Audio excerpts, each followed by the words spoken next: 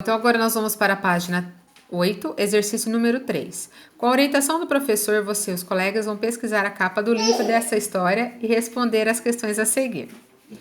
Então, aqui, se a gente estivesse na escola, poderíamos ir à biblioteca procurar esse livro para tirar essas informações da capa. Mas por que esse livro? Então, vamos voltar aqui no texto. E no finalzinho, ele diz que esse texto, para dar no pé, foi retirado do livro Uma História, Uma Lorota, e fiquei de boca aberta. Então, é por isso que nós vamos pesquisar algumas informações desse livro que tem a história para dar no pé. Então, o que poderia ser feito aqui? Vocês poderiam ir entrar num site de busca qualquer, na web, e digitar o título desse livro. Então, uma história, ó, meu já tá pronto aqui. Uma história, uma lorota. E fiquei de boca torta. Eu vou clicar aqui. E eu posso vir até em imagens aqui, que vai me mostrar a capa desse livro. Ó, já achei aqui, ó, tá vendo? Então, eu vou clicar nesse primeiro aqui. Então, vamos lá, vamos tirar algumas informações aqui, ó. O título é o mesmo ali que se pede, uma história, uma lorota. E fiquei de boca torta, certo? Então, esse daqui é o título do livro. Vocês vão escrever aonde? Aqui. Uma história, uma lorota. E fiquei de boca torta. Esse daqui é o título da história e vocês vão escrever aqui. Depois, autor. Podem observar que após o título ele fala autor ou autora, né? Então vamos aqui procurar. Olha, quem é aqui? Pedro Antônio de Oliveira, tá? Então esse daqui é o autor do livro. Então vocês vão vir aqui, vão escrever Pedro Antônio de Oliveira. O próximo, ilustrador ou ilustradora. Então sempre na capa tem o nome do autor e embaixo sempre você encontra ilustrador, que é a pessoa que desenhou todas as imagens que contém naquele livro. Então, nesse caso aqui, quem que é o ilustrador? É uma mulher, ó, Adriana Camargo. Então, vocês vão voltar aqui e vão escrever Adriana Camargo. E o último é a editora. Então, vamos procurar aqui. Qual que é a editora? Ó, só tá o nome dela aqui. Algumas vezes está escrito editora, mas a maioria só aparece o nome, tá? Então, formato. Vocês vão vir aqui e vão escrever formato, certo? Bom, aí depois, no exercício número 4, sobre a estrutura do texto, faça as atividades seguir. Volte ao texto e numere os seus parágrafos. Depois, pinte os quadradinhos que indica quantos parágrafos ele está organizado. Então, aqui eu tenho os números do 1 ao 9. Eu preciso voltar lá no texto, lá na página 6, começando, e contar todos os parágrafos e enumerar. Então, olha só, lembra? Parágrafo é aquele que dá uma distância e tem o ponto final. Acabou a frase, na outra linha, ele não vai começar encostado na margem, ele vai dar um espaço. Então, esse daqui é o parágrafo de número 1, esse é o parágrafo de número 2. Esse é o número 3, olha, esse é o número 4, esse é o número 5. Então, nessa página tem 5 parágrafos, vamos continuar. Página 7. 6, 7 e 8 parágrafos, tá vendo? E depois acabou.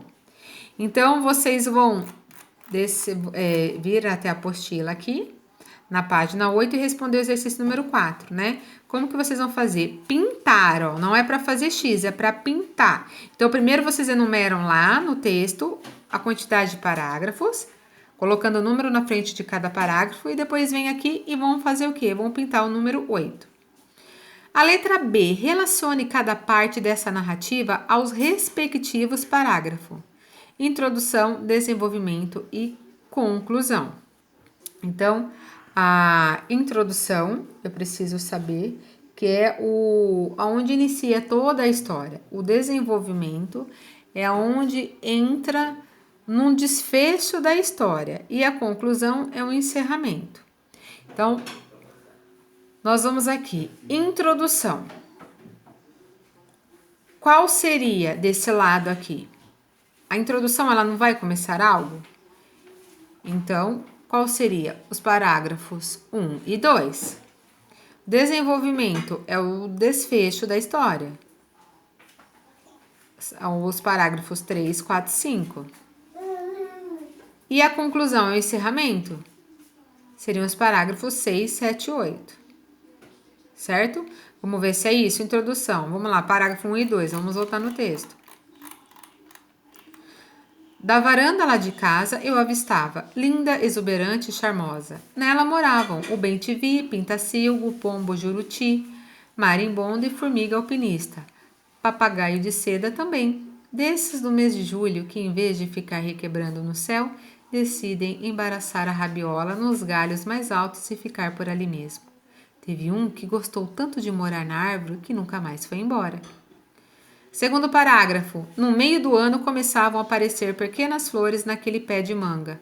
Os frutos só chegavam em meados de dezembro. As chuvas no fim de tarde muitas vezes aprontavam. Jogavam no chão as suculentas frutas. Uma delas esborrachavam feio na lama. Umas se esborrachavam feio na lama. A dona Tina, na manhã seguinte, distribuía tudo entre a vizinhança. Era bom. Então, esse daqui realmente é o primeiro e segundo parágrafo. Então, vamos para a introdução. Primeiro e segundo parágrafo é a introdução. Vamos para o desenvolvimento. Terceiro parágrafo. Um dia surgiu uma notícia que não agradou a molecada. Iriam derrubar o pé de manga e, no lugar, construir uma casa. Achei um absurdo. Será? Os bichos ficariam sem lar. O ar sem oxigênio, eu e minhas mangas. Ora, onde já se viu um negócio desses? Corri como foguete para chamar a turma. Fomos para debaixo da mangueira. Criamos grito de guerra e tudo só para tentar salvar a árvore. Provisamos cartazes e fizemos o maior auê.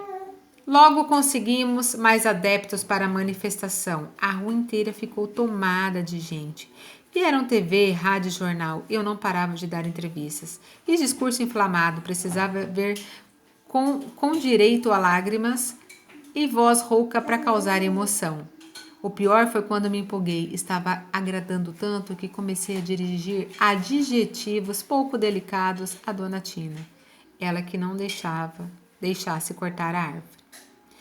Então, olha só. Aqui nós temos o parágrafo 1 e 2 foi a introdução.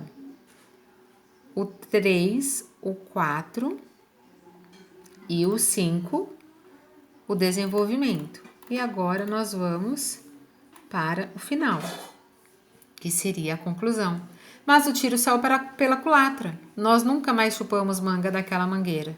Nunca mais mesmo. Dona Tina ficou irritada bem com as coisas que eu disse a respeito dela durante o protesto. Berrou para a vizinhança toda a ouvir que se arrependeu amargamente de ter plantado a mangueira e falou ainda que, se pudesse, plantaria era a mão na minha orelha. A notícia boa é que o pé de manga não foi derrubado. Os bichos não ficaram sem lar. O ar não perdeu oxigênio. A ruim é que tudo não passou de boato. Ninguém jamais quis destruir a árvore. Dá para acreditar? Veja que mico. Ah, por falar nisso, tem mesmo um mico morando lá nas alturas. O danado vive bem, chupa manga, que só vendo. Quem sabe não pinta uma amizade e ele arremessa de lá umas frutinhas pra gente? Porque manga de agora em diante só assim. Descobri que espírito ecológico não combina com fofocas. Então, realmente, os parágrafos 6, 7 e 8 são o fechamento da história, a conclusão, certo? Bom, depois nós temos a atividade número 5.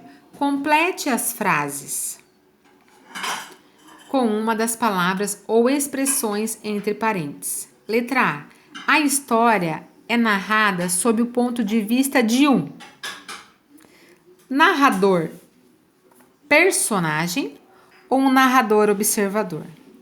Bom, então vamos relembrar. Narrador personagem, quem é? É a pessoa que participa do enredo, ela narra os fatos em primeira pessoa e seu ponto de vista é baseado no que ele observa, sente ou ouve. Então, nesse caso, o narrador é um narrador personagem. Mas o narrador observador, ele não participa do enredo, ele não participa da história, mas ele sabe tudo sobre ele. Narra os fatos em terceira pessoa e está presente em todos os lugares. Então, o narrador personagem ele coloca em primeira pessoa. Eu fui, eu estava, aconteceu comigo. O narrador observador não, ele relata tudo em terceira pessoa. Ele foi, ele passou por essa situação, tá bom? Então, aqui, a história é narrada sob o ponto de vista de um narrador personagem ou narrador observador? Narrador personagem, né? O menino mesmo participa da história. Então, nós vamos agora para a correção da página 9.